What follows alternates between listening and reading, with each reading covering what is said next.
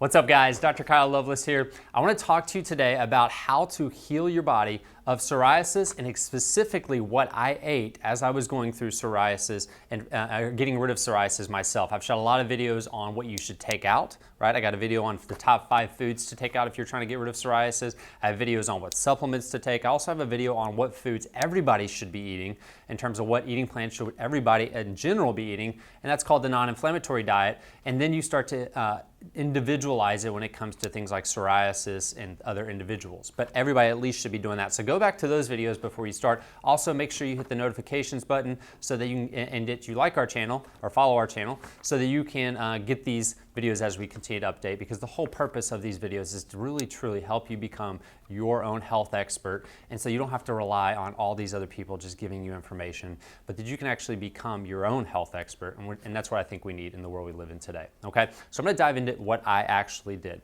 Now, a backstory. If you haven't heard my backstory, I had psoriasis since I was about 4 or 5 years old. As long as I could remember, I did what many of you did, which was, I put the steroid creams I had all over my elbows, I had in my hair off and on, and I did the steroid creams, I did all the medications. I didn't, luckily Humira wasn't out back then, so I didn't actually do that.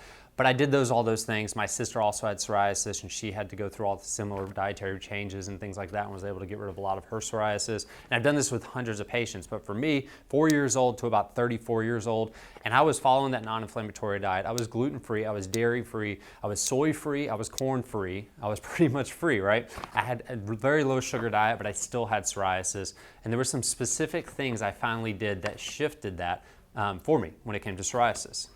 Particularly, I did some testing, a stool test, I did food allergy testing, and I changed my diet with those, and that was the final tipping point. But for some people, some of the things you just need to do is take out gluten, take out dairy, take out things like that. So here's what I did. This is what I call the Healing Your Gut Eating Plan. This is what I give our patients if they come in with autoimmune issues, specifically patients with psoriasis. This is the plan I go with. And it's really a mix of the FODMAP and the Plant Paradox diet, because they're both great diets for the digestive system and helping you break down food very easily and giving you foods that are easy to break down.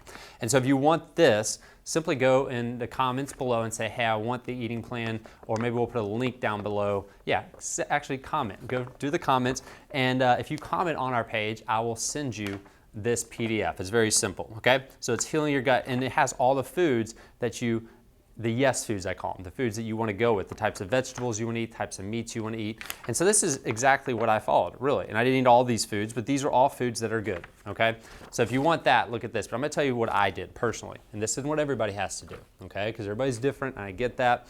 But this is what I did, and this is what worked for me. So I would wake up in the morning, and sometimes I wouldn't eat until about 12. I would go for many years, I would do intermittent fasting, and I think that was very helpful for me, but that wasn't always the case. So when I did have breakfast, I would have duck eggs, okay? I did a food allergy test. I found out I was allergic to chicken eggs. I had a food allergy response, an IgG response to chicken eggs. I know some people don't want to call them allergies.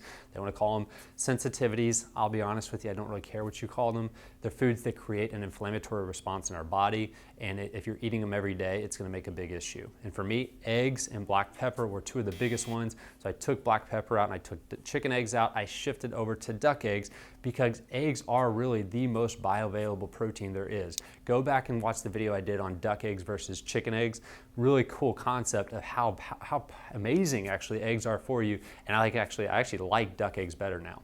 So I added duck eggs into my diet, and I had two of those a day. I'd have over easy duck eggs every morning on the mornings that I was actually eating. Again, I did intermittent fasting some as well. Every so often I'd throw some spinach in there. I have a garden, so I'll go out to the garden and chop up onions, or chop off chives, or chop off some spinach, and I'll throw that in there too. But mostly it was just duck eggs, okay? And then I'd have water.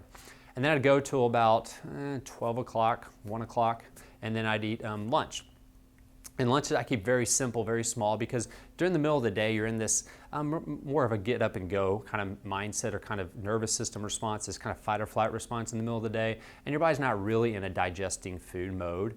So I don't really like big lunches, but what I would do is typically something like sardines. I know that my diet isn't that exciting, but this is what I did. You all want to know.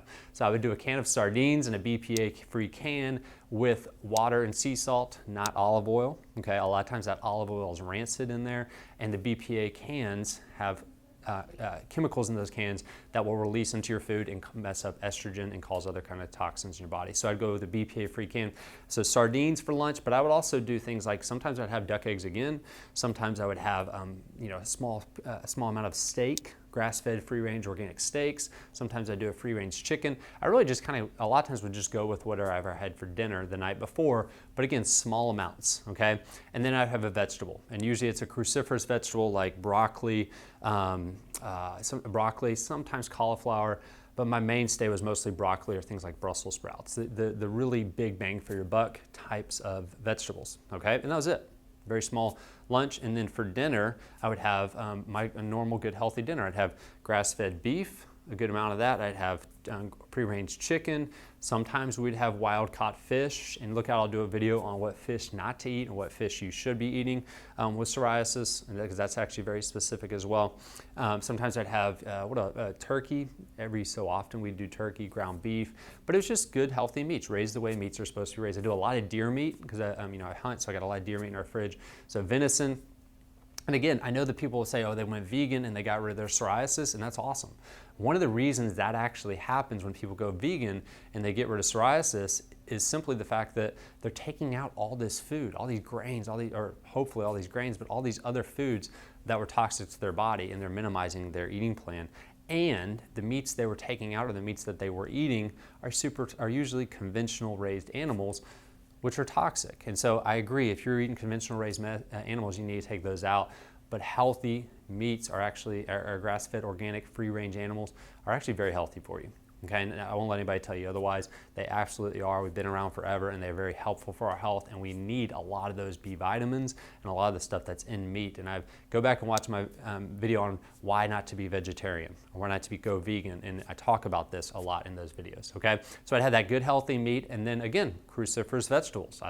My diet's very simple. Every now and then, if I wanted to change it up, I would have sweet potatoes, or we do a lot of steamed. So I didn't talk about how I cook them. So when I do vegetables, okay, I always steam vegetables or very lightly cook them in the pan. I don't do a lot of intense cooking, and I don't use a lot of oils on them, okay? I like to steam broccoli right when it gets that bright green color. But again, if you want the different types of vegetables you can use, because mine's kind of simple, I don't really go into a lot of different foods. If you want the types, I got this eating plan for you. Just comment to this video and I'll tell you what I did. Or I'll tell you what those are and get that to you. So that's it. I mean, it really is that simple. I don't snack during the middle of the day. Rarely do I snack. And intermittent fasting is really good. Every so often do a 24-hour fast. But that was it. I mean, it really wasn't a big change. I think the biggest changes that I made that finally shifted towards psoriasis went away is I did the food allergy test, an IgG food allergy test. If you want to get access to a food allergy test, just reach out to us. I'll put in the links below how you can get that. Yeah, and we set you up with that. And so that's it. It really is that simple, and that's probably why I haven't shot a video on this, because it's really not that exciting. But if you're willing to shift the way you think and shift your viewpoint on your health and your viewpoint on food. I don't see food as this emotional attachment that so many people do. I used to, but now I see it as something that's either going to help my body or it's going to hurt my body. Okay, so I'm not going to eat foods that increase stress, because stress is what leads to the autoimmune issue in the first place. I'm going to eat foods that are going to have the least amount of stress on my body and are going to give me the most nutrients and biggest bang for my buck. Okay, so that's it. That's very simple. So I hope this video was good for you, and I hope you got a lot out of it. Hey, make sure you like this channel, subscribe so you can continue to get the videos that we're putting out. And if you have any questions or anything you want me to talk about, you'll get some great comments on these videos on what you want me to talk about, and this is one of them, and we'll have much more coming in the future.